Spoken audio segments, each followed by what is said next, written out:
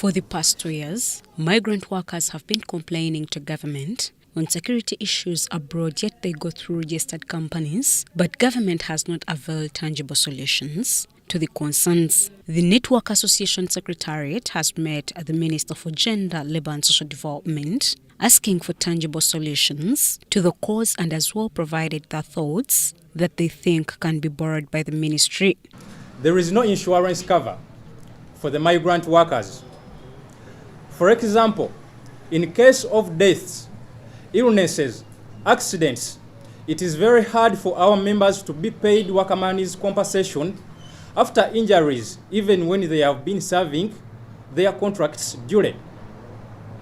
Secondly, there is compromised diplomatic powers by the embassy. Almost all our deported migrant workers have ended up into trafficking channels to Dubai, Oman, India, Iraq, Qatar, and other channels for lack of where to go. After all, they cannot find better employment back home.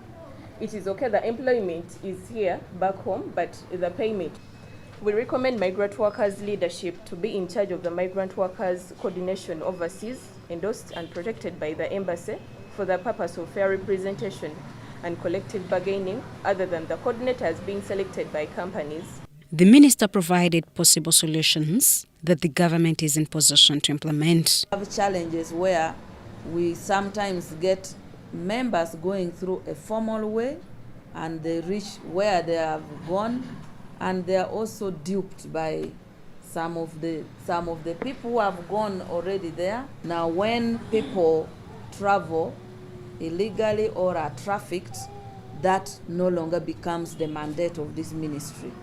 That now becomes the mandate of the Ministry of Internal Affairs. That if you want support and help from government, please go through the formal way so that, number one, your data is captured in the IMIS. Among says, tracking and monitoring system with a chip on their passports to have a signal on their phones is going to be availed. Capture data of all the migrant workers that travel through the ministry, and we have facilities that can trace our people, even at the airport. Even our embassy abroad will be able to see those who are traveling, because they are going to be having user rights on our IMIS system.